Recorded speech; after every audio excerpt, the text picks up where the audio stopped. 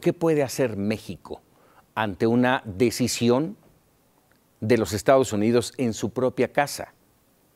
Lo puede hacer. Estados Unidos está en su derecho de hacer lo que mejor le convenga o lo que le venga en gana. ¿Que es una situación inhumana? Total y absolutamente. Vamos a conversar sobre este tema con dos personajes que están inmersos en este tema de la relación entre México y los Estados Unidos y del tema migrante. Saludo con gusto a Juan María Naveja, analista internacional. Juan María, un gusto saludarte, muy buenas noches. Y también saludo a Eunice Rendón, coordinadora de la Agenda Migrante. Eunice, gracias por atender nuestra llamada. Muy buenas noches a los dos. Buenas noches. Hola, buenas noches. A ver, yo de entrada, y así lo plasmaba antes de entrar con ustedes, yo tengo mis dudas de qué puede hacer México, qué puede hacer el mundo contra una decisión, contra una política que está en todo su derecho en los Estados Unidos. Eunice. Muchas cosas. Adelante, Eunice, perdón. Adelante, Eunice. Bueno. Sí, adelante. Sí, disculpe, no escuché. ¿Qué preguntaste? ¿Qué puede hacer México? Y lo planteaba yo al inicio de esta charla. ¿Qué puede hacer México? ¿Qué puede hacer el mundo contra una decisión tomada y que está en todo su derecho los Estados Unidos? Pues creo que sí hay muchas cosas que puede hacer México. Primero que nada, qué bueno que hoy hubo este manifiesto del canciller reprobando esta actitud, pero creo que podemos ir más allá de los twitters, de estos reclamos y de estos comunicados, es decir, en bloque con Centroamérica y aprovechando la visita anunciada por el canciller este viernes de varios países centroamericanos a nuestro país, pues creo que debiéramos en bloque exigir a la Comisión Interamericana de Derechos Humanos que tomara medidas precautorias, es decir, que pueda tomar también medidas cautelares en contra de Estados Unidos, dada la situación en los albergues y dada la violación sistemática a los derechos humanos de los migrantes y en este caso ahora de los menores por el daño que se ocasiona en su desarrollo cognitivo, cerebral y de la niñez, que puede dar también lugar a muchos factores de riesgo y promover pues ambientes difíciles para estos niños. Y por otro lado, el gobierno mexicano me parece que debiera poner al centro de la relación bilateral hoy el tema de estos niños, el tema de nuestros migrantes y nuestros connacionales y poner fichas de contrapeso, intercambio. Es decir, México es muy importante en los temas de seguridad para Estados Unidos y eso hoy debiéramos condicionarlo a un trato digno de nuestros migrantes. Así es. Juan María.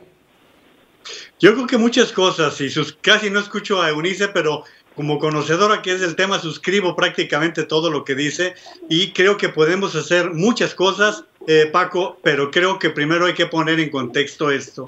Estamos llegando tarde a un tema que no es nuevo, es un tema que ya viene desde hace algún tiempo y nuevamente nuestro canciller reacciona bastante tarde, por más que hoy por la tarde decía que los consulados han estado reaccionando. Los consulados tienen muchos límites, están muy limitados por recursos, por muchas cosas y las reacciones no han sido las necesarias en este tipo. Pero ¿qué podemos hacer? De entrada, lo que ha señalado Eunice, que es decir, reaccionar ante los organismos internacionales. Pero antes hay una acción, Paco. Todas estas familias pasaron por nuestro territorio. Me pregunto, ¿cómo tratamos a estas familias en ese trayecto? ¿Qué control hubo de ese ingreso? Segundo, están mucho tiempo en nuestra frontera. Pasan tiempo en las fronteras de México con los Estados Unidos y cuál es la vigilancia y supervisión.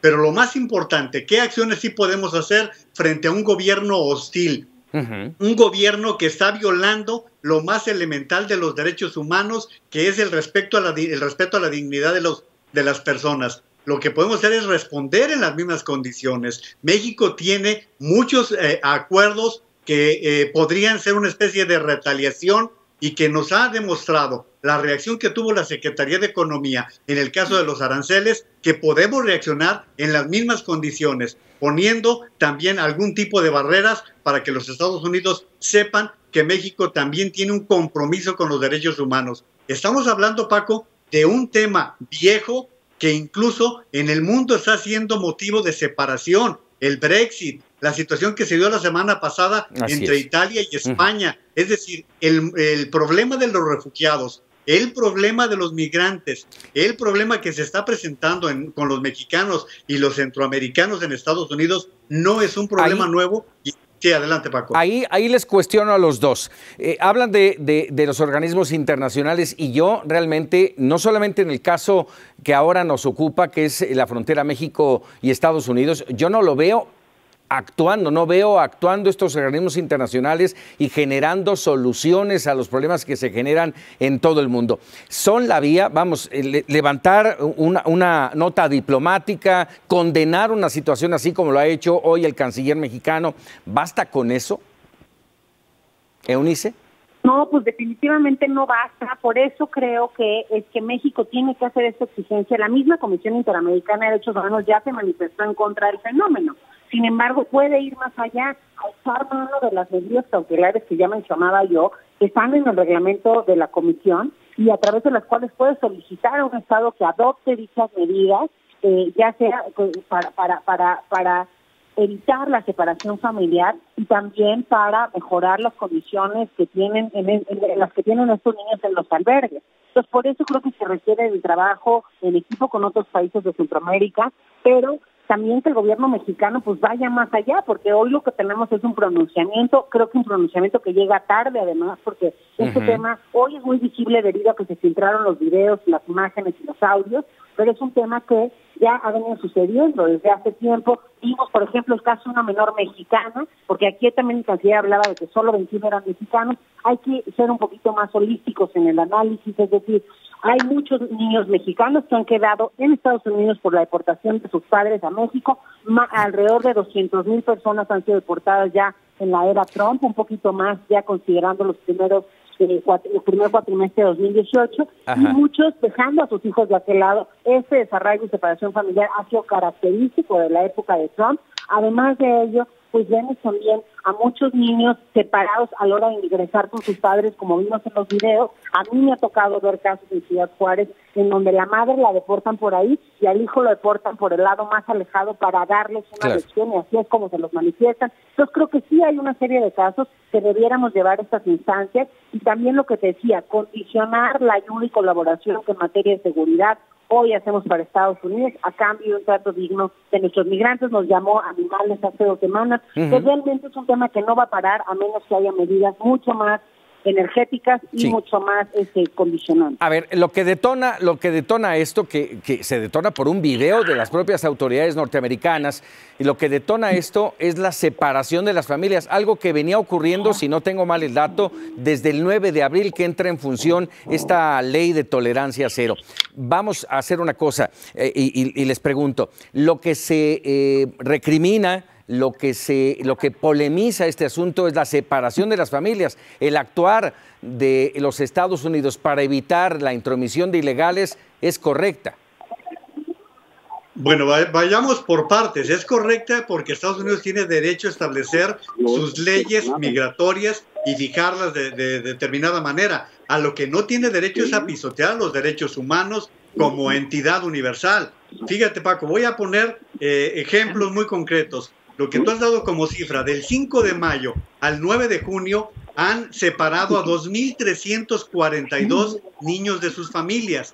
Hoy la cadena Univisión daba un caso como el que mencionaba Eunice, un niño que estaba alojado en Texas, el hermano en Nueva York y la mamá en California. A ese grado estaba la separación. La reacción está siendo también en los Estados Unidos, tanto que hoy el presidente Trump tuvo que reunirse con los republicanos en el Capitolio porque se están dando cuenta de que el daño para las elecciones intermedias, que es lo que les importa, puede ser grave, porque fíjate, hoy nada más Nueva York ha anunciado que no va a apoyar las acciones por parte del gobierno de Donald Trump. Ya lo ha dicho el gobierno tanto del estado como de la ciudad de Nueva York. Sí. Hay 21 fiscales que hoy han dicho que no van a apoyar la medida. Hay iglesias, incluso la iglesia del secretario Sessions, que están opuestas a todas estas acciones. Hay polémica y controversia incluso al interior de los Estados Unidos. Estábamos viendo, no sé si mi producción nos puede poner de nuevo, esta gráfica que trabaja una organización, Cato Institute, en el que habla de el número de crímenes generados en los Estados Unidos en 2015. que hay que hacer mención. Donald Trump menciona que los crímenes, los delitos se cometen principalmente por los inmigrantes. Y aquí esta gráfica que la realiza, le insisto, Cato Institute, muestra que los nativos de los Estados Unidos son los principales delincuentes, los que cometen los crímenes, los homicidios, vamos, que delinquen. Va en contra de lo que ha dicho el propio Donald Trump, Eunice. Eunice.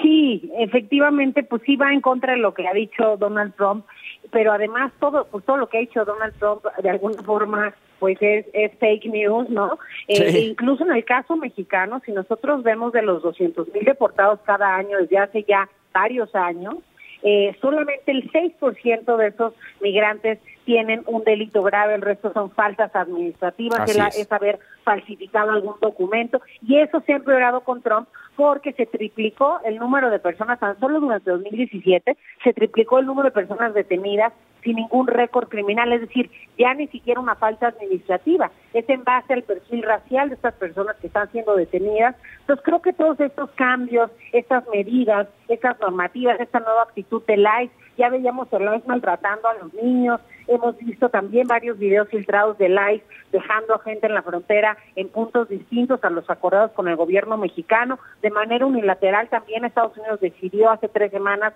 dejar de deportar gente a la Ciudad de México, es decir, llegaron 3 vuelos con 400 migrantes cada semana y esto se frenó de manera unilateral. Hoy esa presión la estamos viendo en la frontera norte, que han duplicado o triplicado los flujos en algunos lugares como Nogales y Ciudad Juárez, y bueno, todo esto genera dinámicas difíciles en lugares que de por sí ya son inseguros, y bueno, creo que parte de los logros del gobierno mexicano había sido establecer horarios, establecer puntos de flujo migratorio ordenado, y creo que todo lo que estamos viendo pues ya va en contra de esas negociaciones y está Estados Unidos realmente teniendo una visión unilateral y no le importa nada de lo que México pueda decir, pensar o negociar. Sí, y hay que hacer mención. Esto también le genera otro problema a México, del cual nos ocuparemos, si les parece, más adelante, porque todos estos migrantes tendrán que ser contenidos en nuestro país y esto va a generar graves problemas. Eunice Rendón, Juan María Naveja, muchísimas gracias por estos minutos para Mega Noticias TVC. Con mucho gusto, buenas noches, Paco. Muy buenas noches. Bueno, ahí tiene usted el punto de vista de 2 especialistas en tema migratorio y en la relación México y Estados Unidos.